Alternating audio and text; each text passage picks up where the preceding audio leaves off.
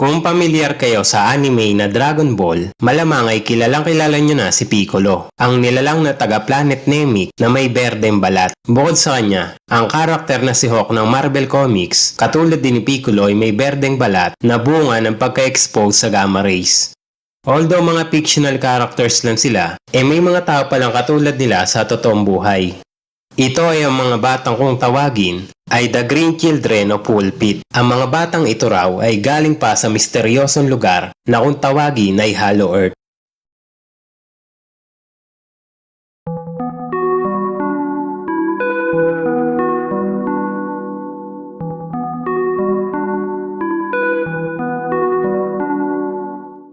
Noong 12th century, sa panahon ng hari ng England na si Haring Stephen, nag-umpisa ang kwento sa village na kung tawagin ay Woolpit. Hinango ang pangalan ng kanilang lugar sa patibong na kung tawagin ay Wolves Pit na madalas gawin ng mga magsasaka roon pang trap sa mga wolves. Hindi inaasahan ng isang magsasaka na sa isang araw ay hindi wolves ang makikita sa kanyang ginawang patibong. Bagkus ay dalawang bata ang naroon. Ang mga damit nito ay kakaiba na noon lang din nakita ng magsasaka. Napansin din ito ang extraordinaryong kulay ng balat ng mga ito. Ang mga balat ng bata ay kulay berde, na may hahalin tulad ng kulay sa mga halaman. Bukod dito, ang dalawang bata ay mayroon ding kakaibang lengguwahe na hindi mawari ng magsasaka kung anong klaseng salita ba iyon. Dahil sa hindi alam ng magsasaka ang gagawin, ay agad niyang dinala ang dalawang bata sa isang prominenteng tao sa kanilang lugar. At ito nga ay ang landowner na si Sir Richard de Kane. Bagamat napakunotno ang landowner, kinupkop pa rin ito ang dalawang bata at itinuring na parang mga anak.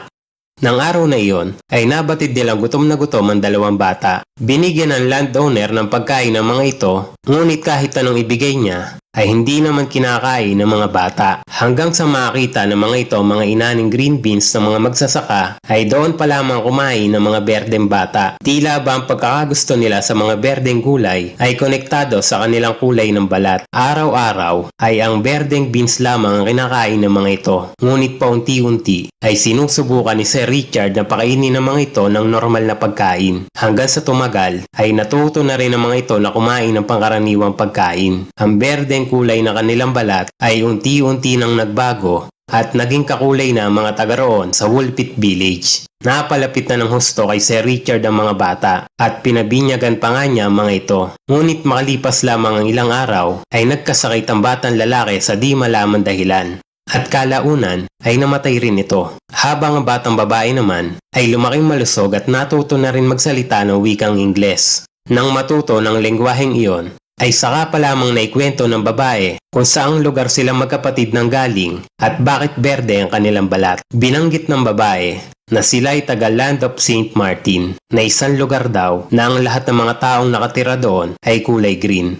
Ang araw daw ay hindi sumisikat sa kanilang lugar, ngunit mayroong konting liwanag na nanggagaling sa isang mataas na lugar. Sa kabilang bahagi naman ng kanilang lugar ay matatanaw ang tila isang syudad na napakaliwanag. Dagdag pa ng babae, aksidente lamang daw pagkakapunta nila sa Woolpit Village. Habang binabantayan daw kasi nila mga alagang hayop na kanilang ama, ay may narinig silang tunog ng kampana. Dahil nakayurious ang dalawang bata, ay sinundan nila ito hanggang sa mapadpad sila sa isang kuweba na sobrang liwanag. Dahil nasanay sila sa kadiliman ng kanilang lugar, ay nasilaw ng gusto ang dalawang bata. Hanggang sa namalayan na lang nila na sila ay nahulog na sa patibong na ginawa ng magsasaka.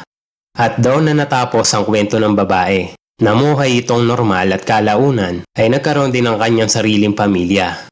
Hanggang sa kasalukuyan ay misteryo pa rin ang kwento ng Green Children of Woolpit. Nanggaling kasi ang istorya sa dalawang libro na sinulat ng magkaibang author. Ang mga librong ito ay nalathala noong year 1189 at year 1220. May mga teorya na ang mga bata raw ay nanggaling sa lugar na kung tawagin ay Hollow Earth o mas popular sa tawag na Agartha. Ang lugar daw na iyon ay nasa loob ng ating mundo. Dito raw naninirahan ang iba't ibang klase ng nilalang na hindi mo pa nakikita sa mundong ibabaw.